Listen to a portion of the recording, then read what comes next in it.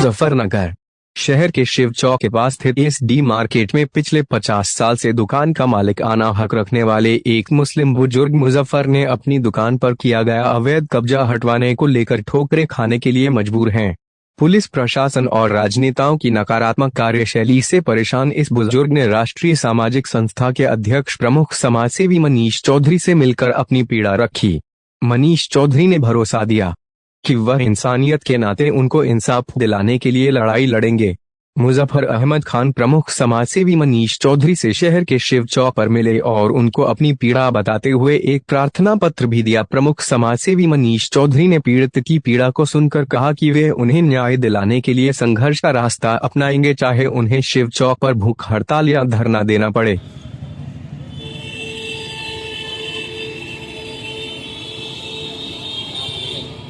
आपका नाम? मेरा नाम मुजफ्फर अहमद खान। मैं यहीं सिटी से में ही ये रहता हूँ, तहसील के पीछे। आज आप अपनी एक प्रमुख समस्या लेकर प्रमुख समाज सेवी मनीष चौधरी के पास आए, क्या समस्या है? क्या मेरी समस्या ये है कि दुकान है मेरी सामने शिव मूर्ति के, शालीमार स्टूडियो के नाम से शॉप थी है मेरी। तो यहाँ इसको मेरे पास 50 साल हो गए दुकान को। इसमें बीच में मैंने स्टूडियो बंद कर दिया था। मेरी मिसेज को मैंने पार्लर बना के दे दिया था। वो हार्ट पेशेंट हो गई, उनका हार्ट ऑपरेट हुआ। मैंने फिर शादिया जो थी यहाँ पार्लर वाली, उनको 50% पार्टनरशिप में दे दी थी दुकान में। तो उनकी बीमारी के कारण डेथ हो गई। और उसमें ये लड़की काम करती थी, सायरा नाम की, इनके यहाँ। जब उनकी डेथ हो गई, इसने कहा जी मैं आपकी पुत्री समान हूँ, आप मेरे पिता समान हो, और मैं बेरोजगार हो जाऊँगी, आप मुझे बैठा रहने दो यहाँ। तो मैंने पड़ोसी से मालूम किया और मुझे लगा कि भाई शरीफ लड़की है और मेहनती भी है, मैंने इसको यहाँ बैठा दिया। अब इसने एक लड़का कमल सैनी नाम का है, उसको जोड़ करके साथ में इन्होंने दुकान पर कब्जा कर लिया। अब मेरी दुकान को इनके पास 31वां महीना चल रहा है। 8 महीने तो इन्होंने मुझे पेमेंट किया है 20,000 रुपये महीना के हिसाब से ही। और वो पेमेंट जो है इसने लड़की ने अकाउंट, उसके कमल सैनी के अकाउंट से मुझे पेमेंट कराया। पहला ही महीना जब इन्होंने पेमेंट किया मुझे, मैंने उस पर एतराज़ जताया। मैंने कहा मैं इस अकाउंट से पेमेंट नहीं लूँगा, आप अपना अकाउंट खोलोगे। अंकल जी मेरा अकाउंट नहीं है, इसलिए मैं इस अकाउंट से, मैंने कहा मेरा सामने पीएनबी है, मैं आपका अकाउंट खुलवा देता हूँ, मुझे उसी अकाउंट से देना। तो मेरी मिसेज का ऑपरेशन था, मैं नोएडा चला गया। मेरी फैमिली नोएडा में ही रहती है और वहाँ उनका ऑपरेशन था। तो इधर मेरा भी आँख का ऑपरेशन हुआ, तो मुझे 6-7 महीने वहीं रुकना पड़ा। मैंने जब से फ्री हुआ और अकाउंट चेक किया तो अकाउंट में सारा पैसा उसी के अकाउंट से आया हुआ था, कमल सैनी के। मैं फ़ौरन ही वापस आया यहाँ और मैंने उस पर एतराज़ जताया कि मैं इस अकाउंट से पैसा नहीं लूँगा, मुझे आप पेमेंट कैश करें और मैं इसको वापस कर रहा हूँ पेमेंट को। तो इन्होंने मेरे साथ बहुत ज़्यादा बदतमीजी की, दोनों ने मिलकर। कमल सैनी को भी इसने बुला लिया यहाँ और मेरे साथ इन्होंने गालम गलौच की बहुत ज़्यादा। और वहाँ से मैं ताले डालने लगा, तो वहाँ से निकल करके ये कोतवाल साहब के पास आए और उनसे पता नहीं इन्होंने क्या सेटिंग की, मैं नहीं जानता। मैं जब बाद में कोतवाल साहब के पास आया था, यहीं बैठे हुए थे चौकी में सामने। उन्होंने कहा कुछ नहीं होने का, दुकान वही खोलेगी। और मैंने कहा सर मेरे साथ ऐसा हो रहा है, ना पेमेंट दे रहे हैं ना, क्या नहीं मैं वही खोलेगी दुकान। मैंने वजह, उसकी वजह तो बताओ आप, क्या आपने एग्रीमेंट नहीं कर रखा उसको? तो मैंने कहा एग्रीमेंट जिसको दे रखी थी उसके नाम किया हुआ है, ये उसकी नौकरानी है। तो मैंने भी ऐसे किसी बड़े अधिकारी से मिले? मैं उसमें डीएम साहब से मिला हूँ और उन्होंने मुझे आश्वासन दिया कि नहीं दुकान आपकी, ऐसे कैसे कब्जा ली जाएगी। मगर इसमें बीच में आ रहे हैं सुधीर सैनी, जो भाजपा के अध्यक्ष हैं।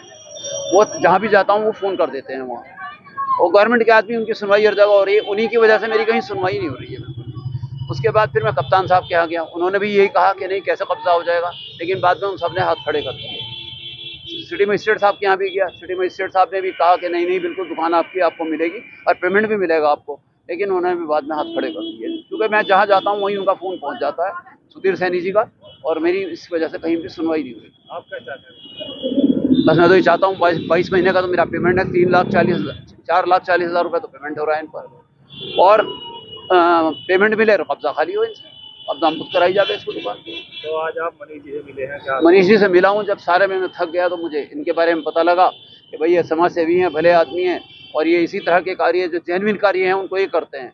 तो मेरा भी कार्य जेन्युइन है, मैंने इनको दिखाया, इन्होंने कहा नहीं जेन्युइन कार्य है आपका, मैं इसमें बिल्कुल आपके साथ हूँ और मैं इसको कब्जा मुक्त करा के आपका पेमेंट भी दिलाऊंगा और कब्जा मुक्त भी कराऊंगा।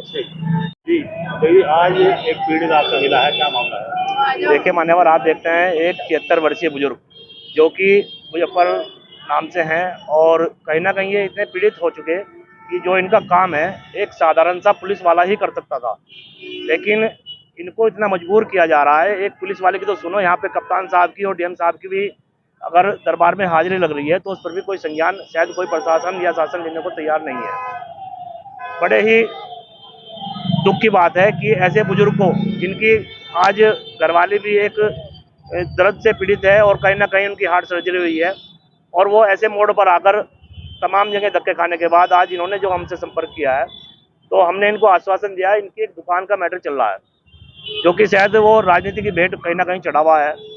और आपके चैनलों के माध्यम से और सभी पत्रकार बंधुओं के माध्यम से हम एक बात जरूर कहना चाहेंगे कि अगर हम भी ये देखना चाहते हैं कि सच के साथ कौन आदमी कहाँ तक खड़ा है और झूठ के साथ कौन कौन खड़ा होता है।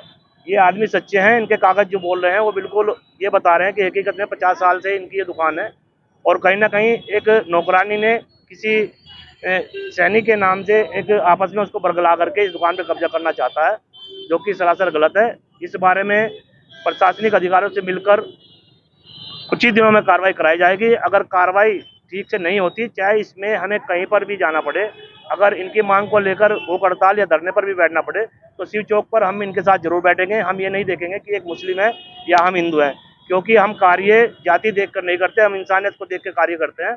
और जो इन्होंने कहा है कि इस कार्य के लिए हमें क्यों चुना गया है, तो हम आभार जताते हैं कि हमारे प्रति इतना अगर विश्वास इनका है, तो इनका भी इतना विश्वास हम दिलाते हैं कि इस कार्य करने में हम अपना पूरा तन मन धन और पूरा सहयोग लगा देंगे। जय हिंद, जय भारत, जय श्री राम।